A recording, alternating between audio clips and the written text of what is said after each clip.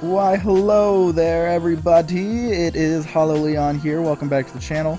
And I just wanted to bring you this Mesmer build really quick before the season was over. For anyone that enjoys playing Mesmer, it is my second most played character in PvP. And I had a lot of fun with this. I almost didn't want to make this, and I didn't want to keep playing PvP because we're at level 69. Okay, so yeah, sorry about that. Without further ado, we will roll the intro.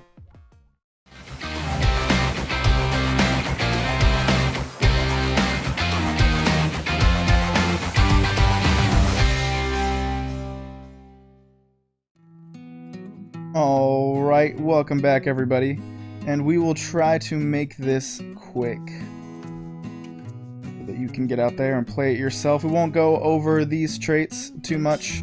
Obviously you can't change them. Just a disclaimer before I actually start, I do want to say that this isn't a totally original build. It's basically a meta-beta build. I think whatever is number one up there, with a few tweaks revolving around this trait here, and we will talk about it when we get there. But it's basically the weapon choice that I've changed. Some of the sigils are different, I believe. But yeah, let's get right into it. So we go Illusions, Inspiration, and Chronomancer, of course. Gotta have Chronomancer. We need that F5, that shield, all the blocks, and the blocks are what's important here, and you'll see that soon. But anyways, so Shatter Skills, Inflict Confusion on hit, obviously, that's amazing. And actually first, let's go over this. So this is what's different about it, is I use the Scepter and Sword on my first bar. And the reason is because you can get these 2 extra blocks here, which will help you generate a lot more clones and phantasms, and we'll see that here shortly. But that's why I really enjoy it, and also I love this skill, if you can get it off. One tip I would say, if you are in battle, I would never use this unless you are distorting, because it really leaves you vulnerable. The only other time I would use it is coming up on a point, when you're coming up on someone, or attacking at mid. Oh, turn my character around there. Basically someone who's not suspecting it. Otherwise, that's a really good opportunity for them to do some damage to you. And then secondly, obviously, we got our sword and shield. Sigil of Bursting on each one. This is based entirely around condition damage, and I just did Sigil of Geomancy and Sigil of Doom to get those extra conditions every time that we swap. Rune of Scavenging.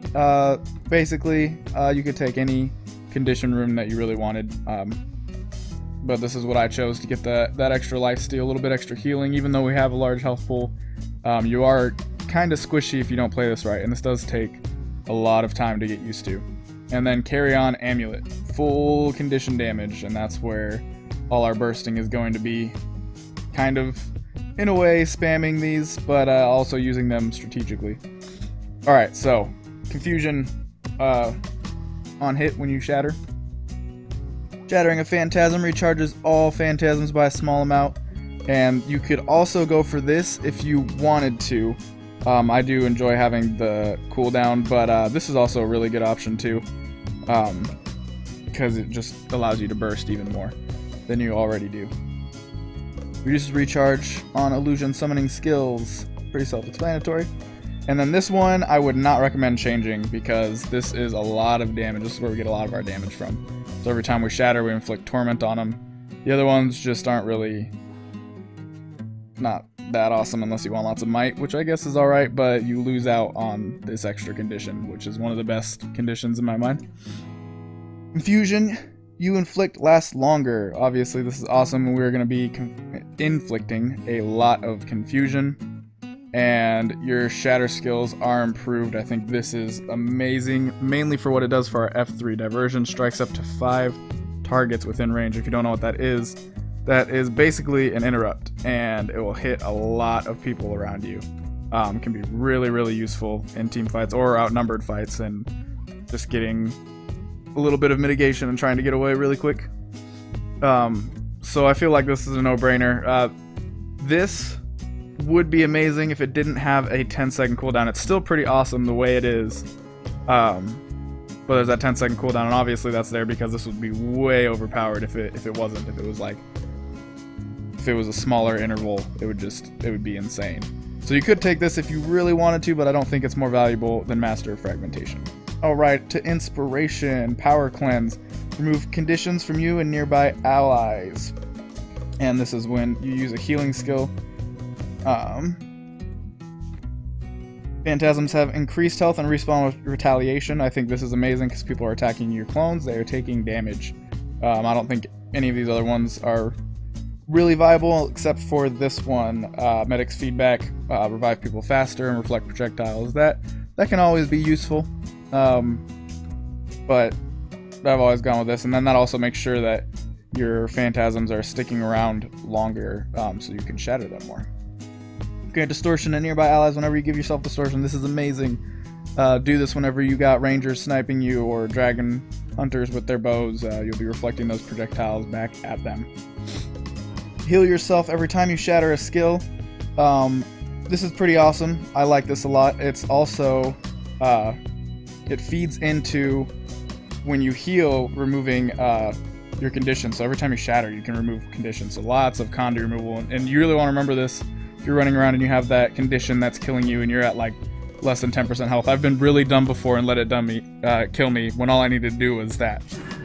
And you can get rid of that one condition. And this has a fast recharge. This is I don't even use this too often because it doesn't have a chance of critting because you have 4%. Well, I guess 14 with the increase from this. With this also though, it should also be noted that you can change your amulet if you want. Here, we'll just go to sort by category, condition damage. What's the one that's got healing power too? Oh, looking dumb.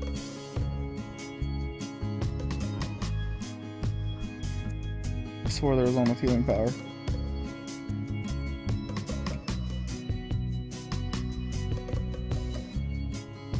Maybe, oh, I bet. No? Oh, no. Just being dumb.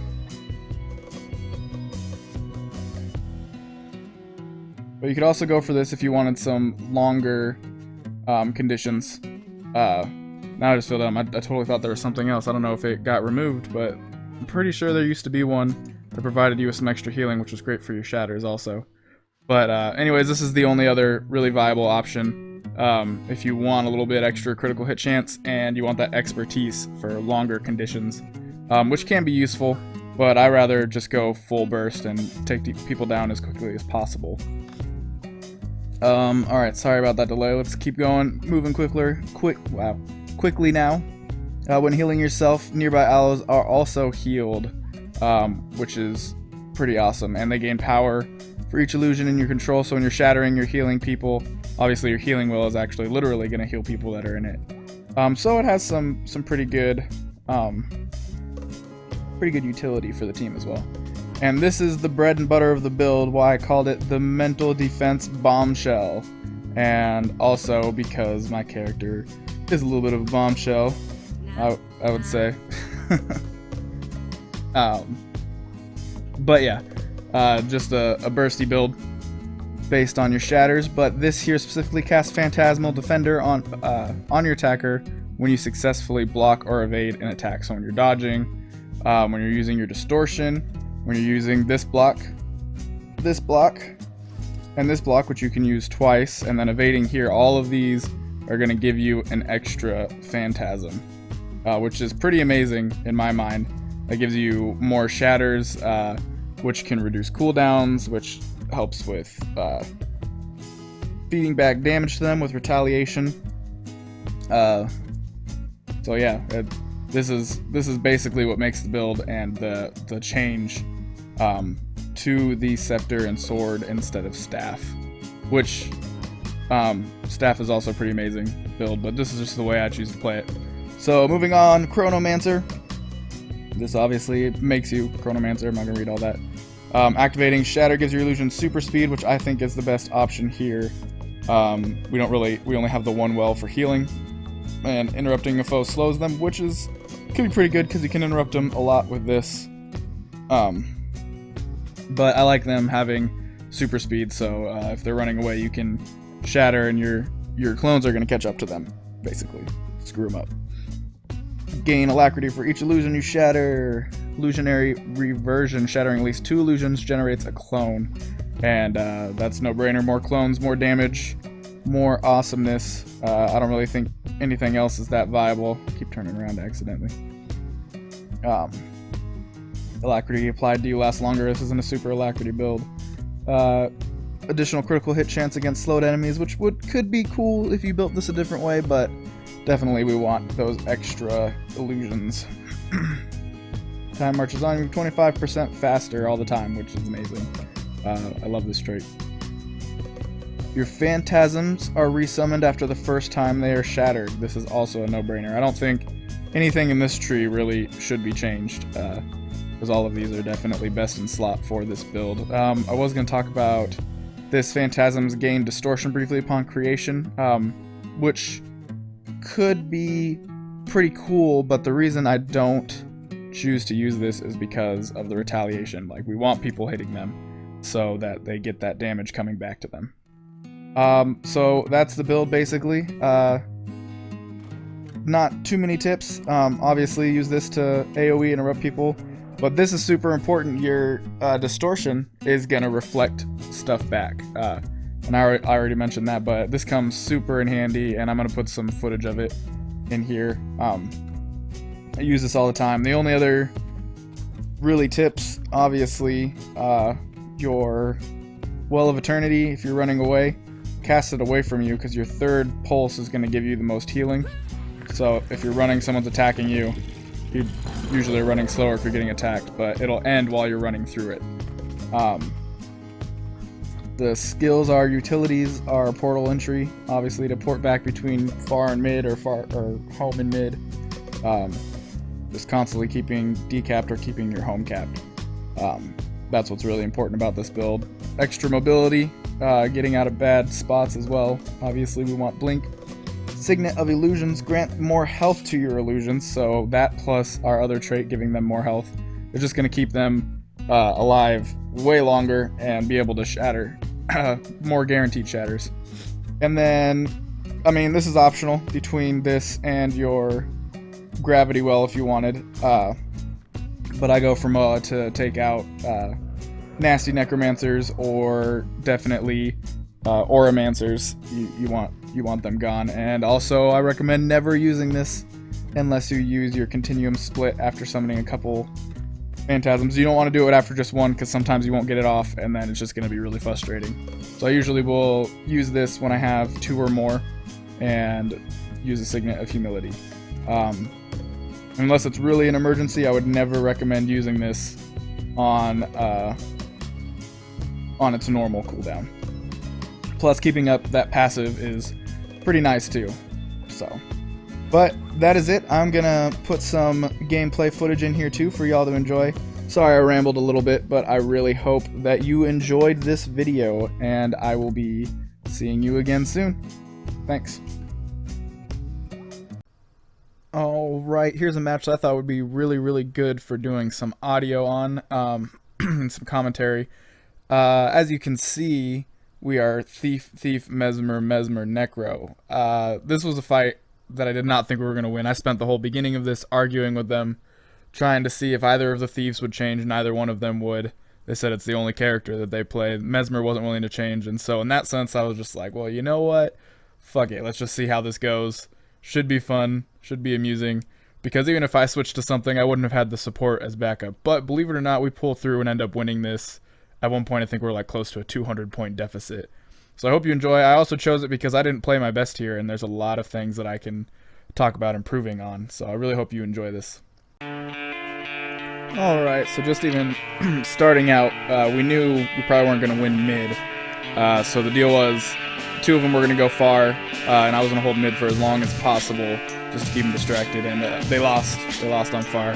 And this starts out so ugly and continues to get ugly, and you'll be able to see it here. It's pretty intense. I am amazed that we pulled out the win. I did a lot of talking and typing to these people, and luckily they listened, teaching the thieves how to thief.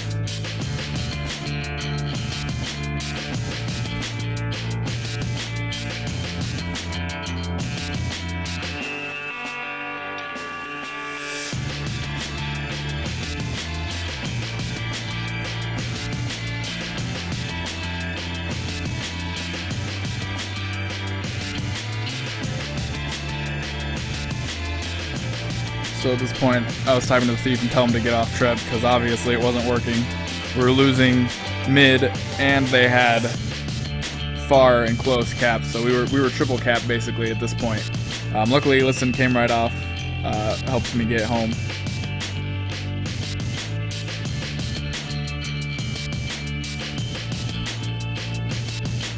Ooh, got that reflect right to the face. That was dumb.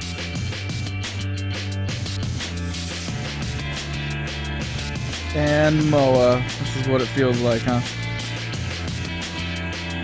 And I wasn't very good about using my Moa this match. I was pretty frazzled. It was intense the whole way.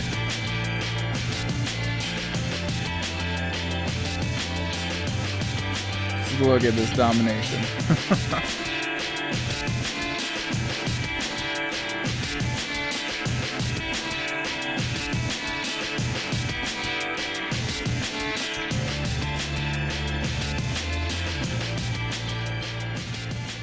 Yeah, so at this point, I was like, there's no way we're going to win this. Look at that score. Like, GG, right? Game over. And I was talking and typing, telling the thieves to not, like, for instance, that one that followed me that stayed there watching that outnumbered fight. Telling them to rotate instead.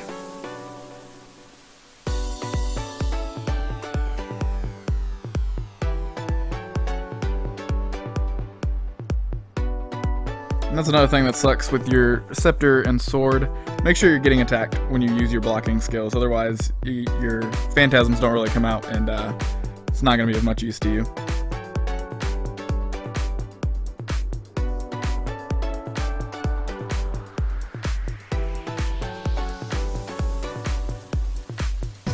So another tip is I try not to use... Oh wait, well look at this right here, look at me being dummy. See that condition I had? And all I needed to do was just shatter and get it off, and this wouldn't have happened to me right here. This was a bad play, being dumb. So don't forget to shatter your conditions away.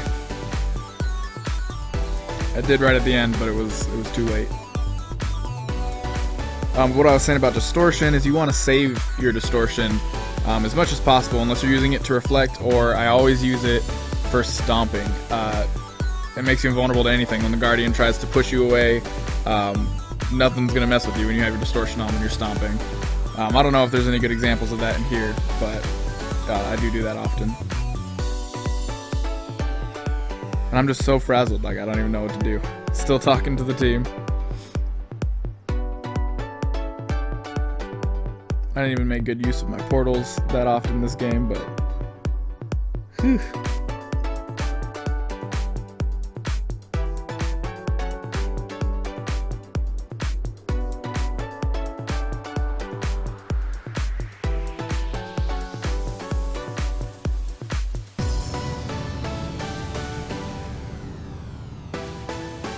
That confusion that thing stacks hurts so bad. See right there, distortion. Wasn't able to push me back. Not sure what the thief did. And I got so mad right here because both of them kept going, so I wasted my portal. Neither one of them stayed to cap that. Use your map.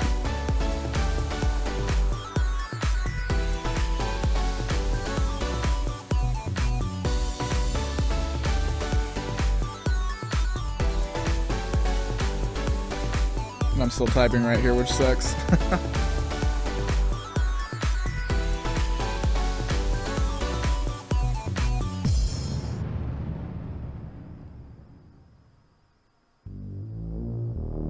Another good thing to do is use your distortion and lay your heal down, and then when your distortion is over, start blocking.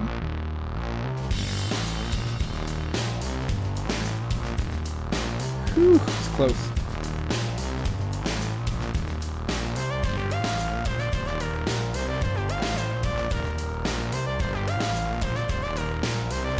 Fucking ninjas.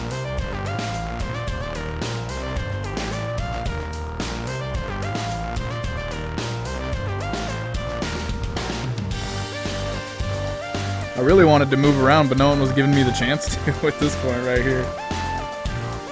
Luckily we do a decent job.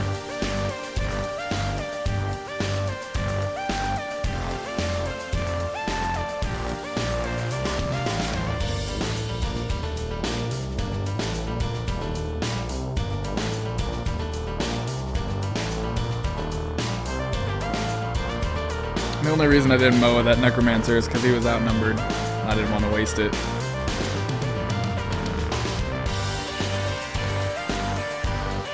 Another thing I'd say too is when you use your continuum split, your F5, if you can, in that time after getting off Moa, just spam as many of your shatters as possible, because they're all going to come back to you.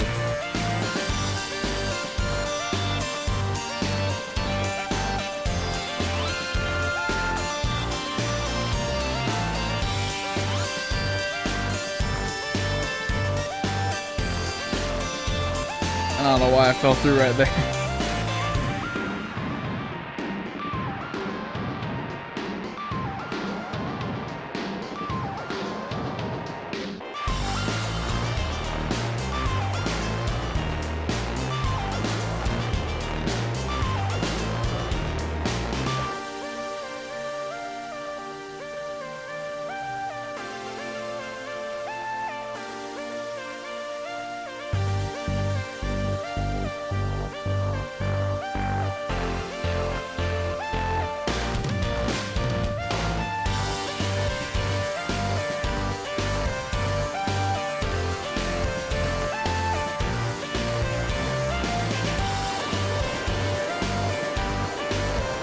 Fail.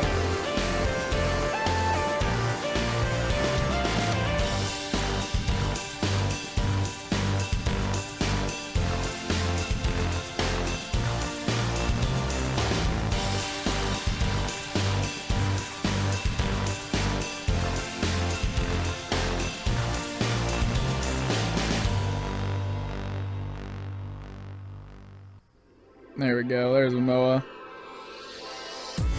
Just really great against necromancers. This is where it gets intense. I don't know if you noticed that distortion right there to reflect a couple arrows back at him, but it wasn't good enough. Those burns hurt. 3v1. It was a pretty hopeless situation. My port was down.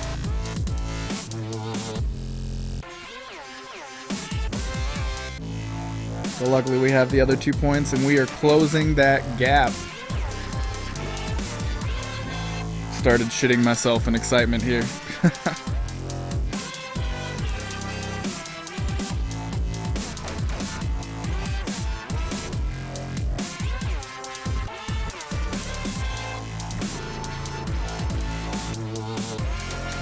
And I wouldn't normally do this, but in this instance it works out pretty well.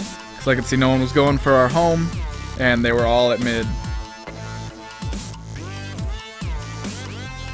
But you should not tread very often.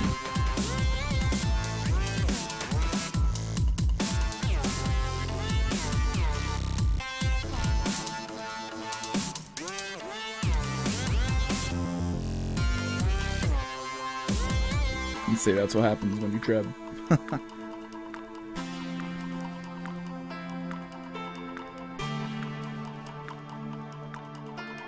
And look at that, look at how many clones I got out so fast. Or illusions, I guess, slash phantasms. There's another good Moa. Didn't quite cleave him down though, unfortunately. So I started out really terrible, but was picking up my game at the end. But just look at that, look at all those clones you get, it's just crazy.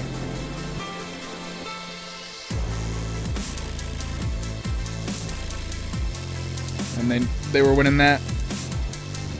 So just rotate, rotate, rotate. One of the things this build is good for.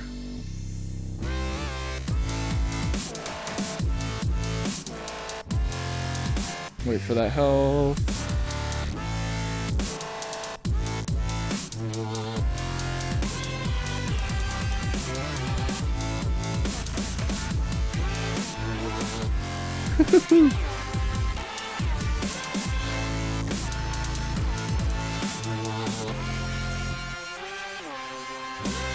And I get a lot of shit for doing stuff like that, but sometimes, I mean, it's really worth it.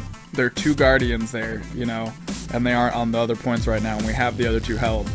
And even if it's just for that much longer, that's where the points are really at.